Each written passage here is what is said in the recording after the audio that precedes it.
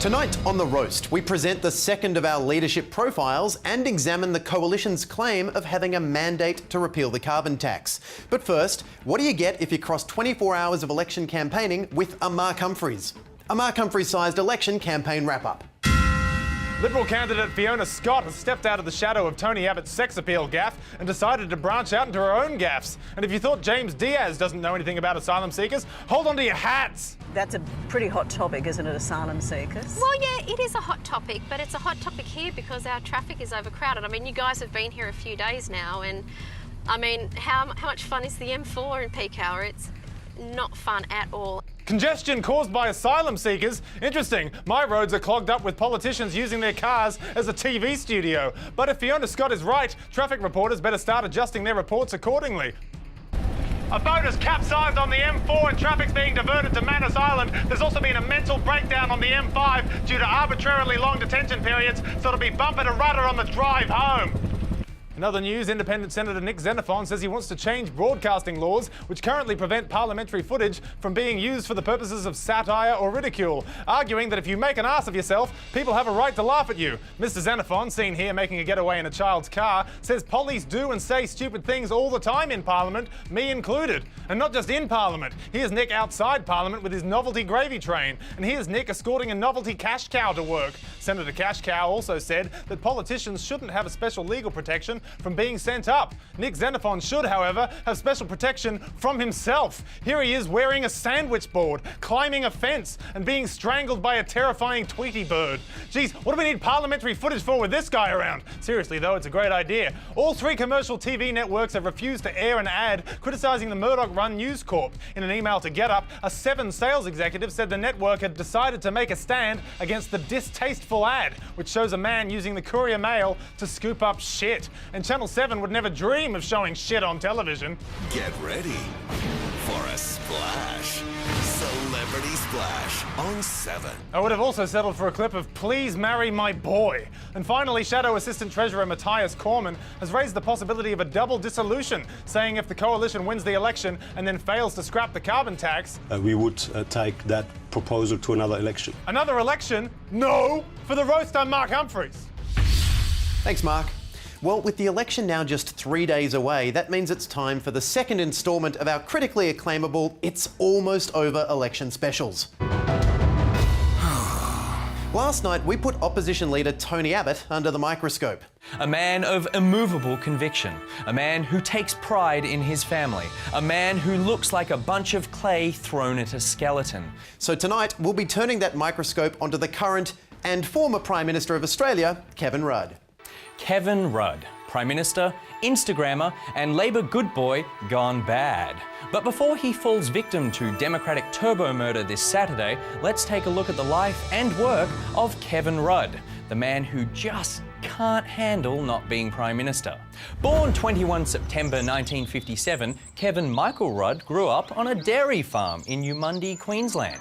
He gained an early political lead over Tony Abbott by existing 44 days earlier and joined the Australian Labor Party at the tender age of 15.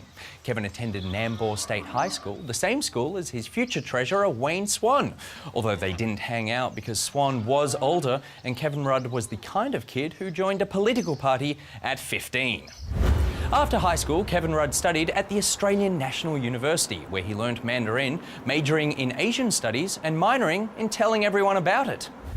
Rudd entered federal politics in 1998, and it was just 5 years later, when Kim Beazley challenged Simon Crean for leader of the ALP, that we heard Rudd first utter those 9 little words that would become his catchphrase. No, I won't run for leader of the ALP. 9 words he'd say again when Latham lost in 2004, and again when Latham resigned in 2005, and again when Gillard became Prime Minister, and again when Gillard was Prime Minister, and again when Gillard continued to be Prime Minister, and again, well, you get the idea. But let's take a look back when Prime Minister Rudd was actually the Prime Minister we voted for. The year was 2007. Australia was crumping it to put your hands up for Detroit, and Kevin Rudd defeated John Howard in a landslide victory to become the 25th Prime Minister of Australia. Everyone loved Kevin 07. Kevin 07 signed the Kyoto Protocol. Kevin 07 said sorry. Kevin 07 rhymed. Kevin 07 was on track to be the Prime Minister of Australia for the rest of time. But the honeymoon didn't last long. Not everyone liked Kevin 10. Kevin 10 was a psychopathic micromanager. Kevin 10 gave up on the greatest moral challenge of our time. Kevin 10 didn't rhyme. It all came to a head on June 24th, 2010, or the day the Prime Minister of Australia cried in front of everyone and made us all feel weird. Rudd was banished to spend the rest of his political days on the backbench. But instead of taking it like a man and just carving messages into his desk, Rudd decided to take it like a vengeful dick and carve into Gillard's back.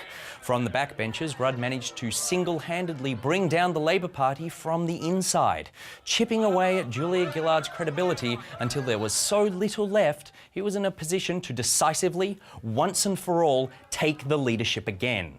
But first there was the February 2012 challenge, which he lost.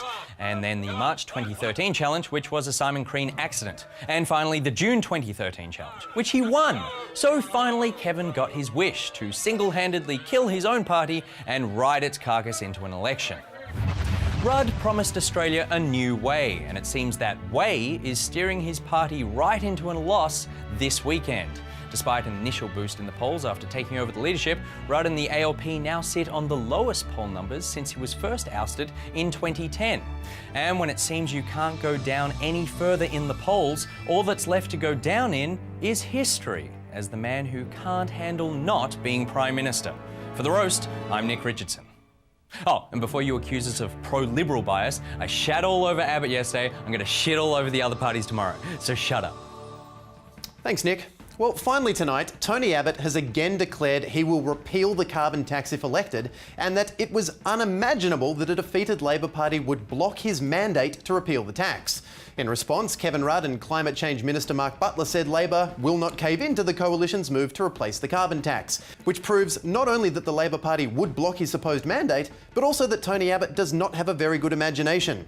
Still, Tony Abbott then went on to warn Labor that it would be committing suicide twice if it stood in his way to repeal the carbon tax, proving not only that Tony Abbott is really committed to repealing that tax, but also that he does not have a fundamental grasp on how suicide works. It would also seem that Tony Abbott has forgotten what it means to be in opposition to the government. So Tony, let me give you a quick example of someone who has made a career out of opposing things. Oh God, what's his name? You! And for more of a look at Abbott's mandate, we'll turn now to Jazz Twemlow. So what sort of mandate does Tony Abbott have?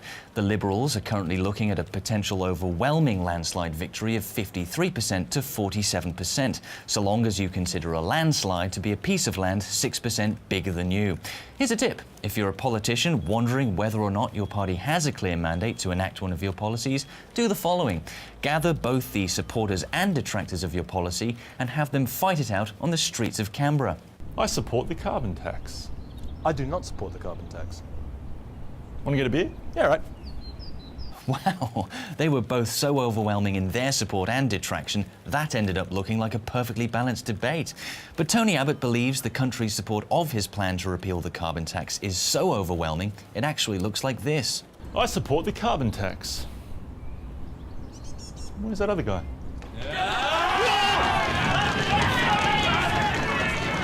And even if the Liberals do win a massive majority, how can they be certain that the reason for choosing them was hatred of the carbon tax, rather than, say, a fervent love of sending impoverished strangers on boats to a tiny island to enjoy a tent paradise? For that, you'd need a new kind of ballot paper, one with a box on there that shows parties exactly why you voted the way you did. I'm voting for Tony because of the carbon tax and not because I hate Kevin Rudd. And now, just 3 days before he probably becomes Prime Minister, Abbott has threatened to hold a double dissolution election if thwarted on the carbon tax. And that would be a dream come true for a man whose mother said he would be either Pope or Prime Minister, because with both the lower house and the Senate in his hand, he could combine the policy-making power of Prime Minister with the infallibility of the papacy, making him Australia's first Prime Pope. For The Roast, I'm Jazz Twemlow. Prime Pope? Well, then he could be against gay marriage twice. Good night.